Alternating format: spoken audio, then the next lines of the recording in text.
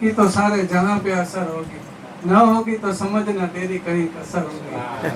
કેમ કે પ્રેમના પાલવડ્યામાં કંઈક પ્રીતાળું પોઢી ગયા, આ તો રાકા રોતા રહ્યા કે ભૂંડા મોટું ભૂંડર થઈ ગયા એને જેવું. કેમ કે બધાય સંતોએ હે ને ગુરુને જ પ્રેમ કર્યો હે અને આ ગુરુના જ ગુણ ગાય છે. આપણે કબીરને સમજી શકતા હોય, એની વાતને સમજી શકતા હોય, એના ભજન સમજી શકતા હોય, રીમ આપણે રવિ સાહેબ, ખીમ સાહેબ, ભાણ સાહેબ, દાસી જીવન એ આ ગુરુના ઉપદેશથી જ સમજે કે બેને ગીતાની વાત કરી ને, ઓલું પવન હૂકવી ન શકે, પાણી પલાળી ન શકે, શસ્ત્ર સેદી ન શકે, એવો તો વાતમાં હોય કેમ ખબર પડે. જેનો સમજા ગુરુજીની શાનમાં સોઈ ગયા ભરપૂર. આ પ્યાલો મેં તો પીધો છે ભરપૂર, દયા કરી મને પ્રેમે પાડ્યો, મારા નેનોમાં વરસા પ્યાલો મેં પીધો. આ રામ રાવણ નું યુદ્ધ પૂરું થયું ને એટલે મંદોદરી રામ પાસે આવ્યા. એ કે આ રાવણ આગળ આટલું બધું હતું, પોતે માયાવી અને નવ ગ્રહો તો એને ઢોલિયા બાંધ્યા હતા અને એ ટાઈમે વિજ્ઞાન હતું, પુષ્કર વિમાન હતું, આને કે તો કાંઈ નહોતું. એ કે અને એ કે તોય તમે એ કે જીતી ગયા એનું કારણ શું? તો એ કે મારી આગળ એ કે ને સત સમજણ હતી અને એ મને વશિષ્ઠ પાસેથી આવી હતી. એટલે આ તમામ આપણે જેને જેને આપણે વાતો આવે ને એ ગુરુ આગળથી જ આવે અને ગુરુ સિવાય કઈ ઉધાર જ નથી ને કઈ વાત સમજાય એમ જ નથી. અત્યારે કદાચ હું બોલી રહ્યો હોય તો ગુરુ કૃપાથી જ બોલે, ને ત્યાં ક્યાં કઈ વાત સમજાય એવી છે એને જ. કેમ કે રાવણ અભિમાની હતો, કંસ અભિમાની, ઓલો આપણે કહેવાય ને હરણ્ય કશ્યપ ને બધા સ્વચ્છંદી હતા. રોકે જીવ સ્વચ્છંદ તો પામે અવશ્ય મોક્ષ, ભાઈમાંથી આનંદ છે કે ભાખે જીવ નિર્દોષ. પણ આ પોતાના મતે હાલે ને સ્વચ્છંદ કહેવાય એમ કહે. તો આ રાજચંદ્રએ શું કીધું કે પ્રત્યક્ષ સદગુરુ યોગથી રોકાય તે સ્વચન, બરોબર. અન્ય ઉપાય કરે તો એ પ્રાય બમણો થાય. જેમ જેમ જીવ છૂટવાનો યત્ન કરે ઉલટો ડબલ બંધાય. આ પડે છૂટે નહીં છોડાવે સદગુરુ રાય, એના જેવું. એક સમય હું હે ને ફિલ્મના કલાકાર ધર્મેન્દ્રનો આશિક હતો, બરોબર. અને થાકમાં ફિલ્મ ઇન્ડસ્ટ્રીમાં ગયો હોત ને, આ તો ગુરુજીએ ડૂચો કાઢ્યો બધો. અને મોરારી બાપુ કથા સાંભળે કરે ને તો હાથથી થાય, મારે 1.5 મહિના થતા, બરોબર. આ ગુરુજીએ બધા ડૂચા કાઢી નાખ્યા. પણ તોય છતાં એકવાર મને એમ થયું કે ગુરુજીને મેં વાત કરી કે બાપા મને નામ સમજાઈ ગયું નહીં.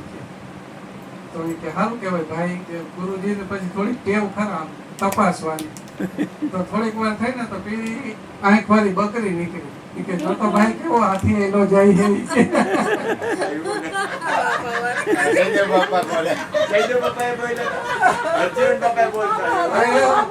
સમજી ગયા જેને ખબર છે ને સમજી ગયા. મુદ્દો મેં હું કેમ ને લીધો હે કે આ વાત કરવા હાટો હજી તો બાકી છે. એટલે ઈ કે કેવો હાથી એ લીધે. તો મેં કીધું કે બાપા તો બકરી જાય કે ચા પાણી પીધા હે કે નહીં? તમે કીધું ભાઈ કે નામ સમજાઈ ગયું છે. ઉપદેશમાં નથી આવતો સિંહ ને બકરી ભેળા ચલાવું, પવન તું, પાણી તું, ભૂમિ તું, ભૂદરા.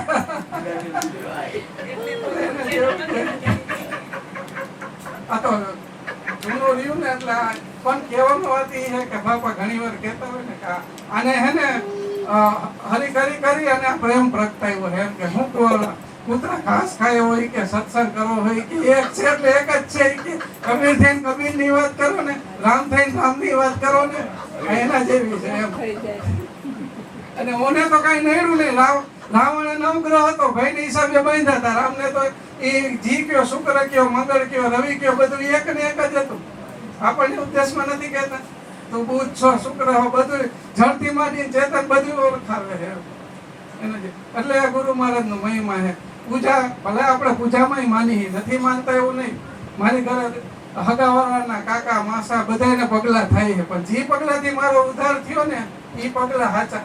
એટલે કીધું કે પૂજા મૂલમ ગુરુ પદમ. અને આ બધી મૂર્તિ છે રામની, પણ એ જેને ઓળખાવી ને એ મૂર્તિ છે મારા કામની.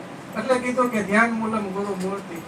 અને મારા ગુરુજીના શબ્દોથી મને આમાં જેમ જેમ ઘાવ મારતા ગયા ને એમ એમ મને મારી ખબર થતી ગઈ. એટલે એમ કીધું કે આ મંત્રમાં માને છે કે તું જ બ્રહ્મ હો, નથી કીધું આપણને. એટલે એમ કીધું કે મંત્ર મૂલમ ગુરુ વાક્યમ ને મોક્ષ મૂલમ ગુરુ કૃપા. કે મારા ગુરુ મહારાજની એવી કૃપા થઈ ગઈ. નહીતર આપણે વસ્તુ દિશે ને તીન લોકન મેં કેસે કરો ગુરુ દેવ કી ભેટ. આ બધા તમામ સંતો કહે ને ખાલ ને ચડાવું મારા શરીર તરી, એનો સોનેરી રંગ ચડાવું તોય મારા ગુરુજીના ગળને વસીકરણ ન થાય. એટલે આ ગુરુ મહિમાની વાત છે. સદગુરુ મહારાજ